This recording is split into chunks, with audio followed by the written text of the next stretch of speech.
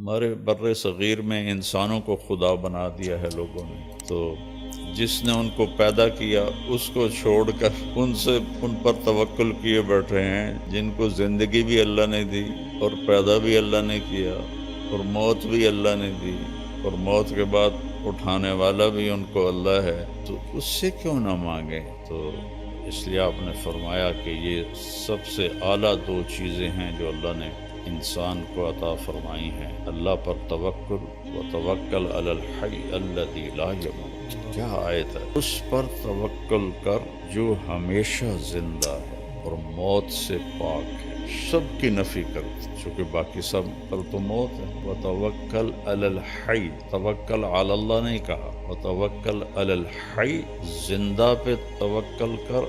اور کون سا زندہ؟ زندہ تو میں بھی ہوں، آپ بھی ہیں، الذی لا یموت، جو موت سے پاک ہے۔ وسبح بحمدہ، اسی کی تسبیح پڑھ، اسی کو یاد کر۔ وکفیٰ بربک بذنوب عبادہ خبیرا بصیرا، اور تیرا رب تمہاری غلطیاں، تمہاری کوتاہیاں سب جانتا ہے، سب دیکھتا ہے۔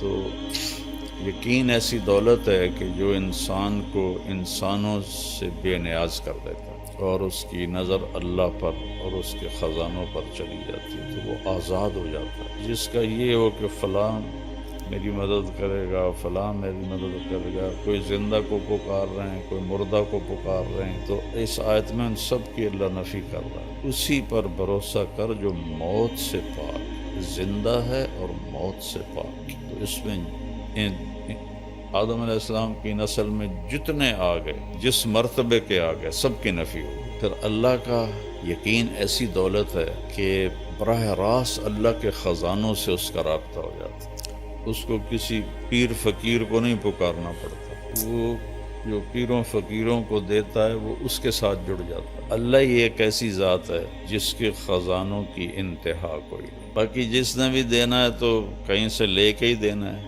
اللہ وہ ہے جس کو دینے کے لیے کہیں سے لینا نہیں پڑتا اور کرنے کے لیے کچھ کرنا نہیں پڑتا، اور پھر وہ ہر وقت حاضر ہے۔ اقرب الیہ من حبل الورید، تیری یہ جو رگ ہے اس کو حبل الورید کہتے ہیں، شہرک، جس کے کٹنے سے موت واقع ہو جاتی ہے۔ اللہ تعالیٰ فرما رہے ہیں یہ دیکھ رہے ہو یہ تمہاری رگ کتنی قریب ہے، میں اس سے بھی زیادہ تمہارے قریب ہوں۔ اردو میں پکارو، ہندی میں 6010 زبانیں، 6010 زبانیں اس وقت بولی جا رہی، میں نے پڑھا تھا 6010 زبانیں بولی جا رہی، اور ہر زبان کے حروف، الفاظ الگ الگ، تو اللہ سب کی سنتا ہے، سب کی سمجھتا ہے۔ 7 ارب انسان ہیں یا 8 ارب، سارے اکٹھے مل کے بھی اللہ کو پکاریں اور مانگیں تو لا یشغلہ سمع عن سمع ولا یلہیہ قول عن قول،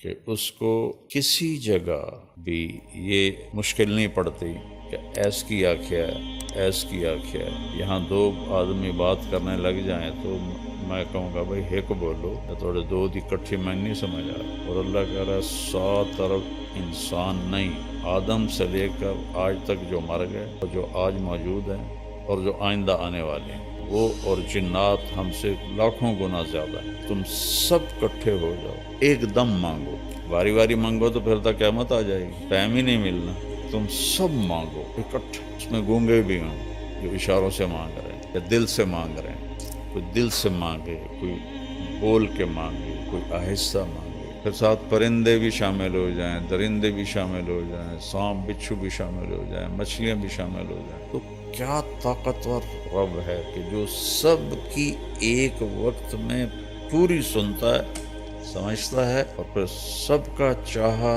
ان کو دے دے تو اس کے خزانوں میں ایک قطرے کے برابر کمی نہیں آتی۔ یقین بہت بڑی دولت۔ ہمارے بر صغیر میں انسانوں کو خدا بنا دیا ہے لوگوں نے، تو جس نے ان کو پیدا کیا اس کو چھوڑ کر ان پر توکل کیے بیٹھے ہیں جن کو زندگی بھی اللہ نے دی اور پیدا بھی اللہ نے کیا اور موت بھی اللہ نے دی اور موت کے بعد اٹھانے والا بھی ان کو اللہ ہے، تو اس سے کیوں نہ مانگیں؟ جو کہتا ہے دیکھو لوگوں سے مانگو تو وہ ناراض ہو جاتا، اور اللہ سے نہ مانگو تو وہ ناراض ہو جاتا، کتنا فرق۔ مانگنے پہ اللہ خوش ہوتا ہے، میں کہا کرتا ہوں کسی سے جان چھڑانی ہو بڑے اچھے طریقے سے تو اس سے قرضہ مانگنا شروع کر دو، وہ انشاءاللہ تمہارا نمبر ہی بلاک کر دے گا۔ اور اللہ سے جی لگانا ہو اور تعلق بنانا ہو تو اللہ کو پکارنا شروع کرو، اس سے مانگنا شروع کرو۔ میرے نبی نے فرمایا جوتے کا تسمہ ٹوٹ جائے تو وہ بھی اللہ سے مانگو۔ ہم لیا گئے تو وہاں ایک خاتون تھیں سادات میں سے جو بہت عرصہ پہلے تشریف لائیں، ان کی برکت سے وہاں کافی دین پھیلا۔ ان کا پتہ نہیں کیا نام تھا لیکن وہاں وہ پیر جگی کے نام سے مشہور ہے، پیر جگی۔ تو ہم ان کے سجادہ نشین سے ملنے گئے، ملنے کے بعد فاتحہ پڑھنے مزار پہ گئے تو وہاں عورتیں بیٹھی تھیں کافی سارے۔ پیر جگی پتر دیویں آ، پیر جگی پتر دیویں آ۔ یہ اب ہمارے ساتھ ہے نا کھبیاں والا، وہاں ایک ہوتا تھا اللہ بخش، ہماری برادری کا تھا، رشتہ دار نہیں تھا۔ تو میں تو لمبے سے آ رہا تھا تو میں نے دیکھا وہ اپنے باغ میں درخت کے نیچے، آم کے درخت کے نیچے بیٹھا تھا۔ میں نے گاڑی روک لی، میں جا کے ملا، بڑا خوش ہویا۔ طارق میاں بندہ تو بڑا چنگا ہے پر تو وہابی ہو گیا۔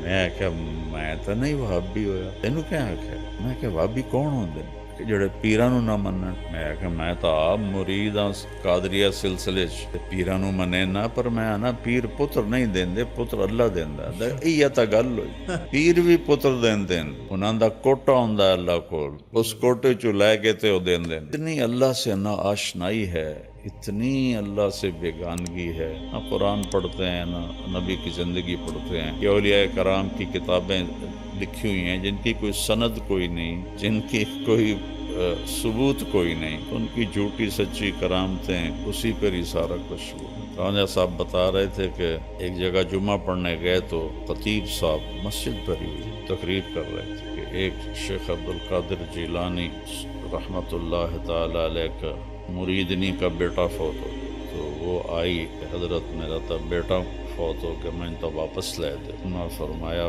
بی بی جڑا مر جاوے وہ واپس نہیں ہوں۔ لیکن نہیں تسی کر سکتے ہو، میں نے واپس لیا دو میرا بیٹا۔ پیر شیخ عبدالقادر جیلانی رحمۃ اللہ علیہ نے نظر دوڑائی تو اسرائیل چوتھے آسمان پہ پہنچ گیا تھا، پیچھے سے وہ پہنچے گا، اسرائیل میرے مرید دی روح واپس کر۔ سا کیا جڑا گتھلا ہے نا ایسے ڈھیر ساریاں روحاں قبضے ہیں، میں نے کیا پتہ کیڑا توڑا مرید ہے۔ کہ اے اسرائیل آج میرے مرید دے توفیل سب زندہ ہون گے، تو گتھلی کھول دیتی، سارے زندہ ہو گئے۔ جہاں ایسے خطیب بات کر رہے ہیں لوگ سبحان اللہ کہیں، کہاں گیا ایمان، کہاں گیا یقین؟ اس لیے اللہ کے نبی نے کہا کہ یقین سے بڑھ کر اللہ نے کوئی نعمت نہیں دی، عافیت سے بڑھ کر اللہ نے کوئی نعمت نہیں دی۔